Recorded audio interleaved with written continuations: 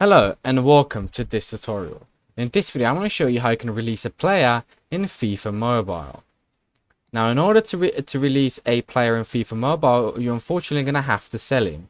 Now there isn't a actual way for you to release a player.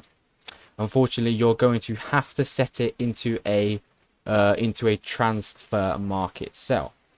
So we're going to go off to the My Team, then we're going to go into the market section. After these tutorials, then into the market section, we're going to go into the My Players. Let's say I want a player that I don't really want. So let's say Garnier. Let's press sell. If you want to release him as quick as possible, sell him for the lowest price, which is 1,980. Press sell, and that's how you release a player in FIFA Mobile 2.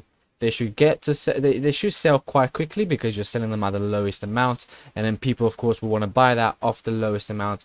Even bronzes, even silvers, or even golds at the lowest price, they can make a tiny bit of profit. Thank you so much for watching. If you enjoyed, please like and subscribe, and I'll see you soon.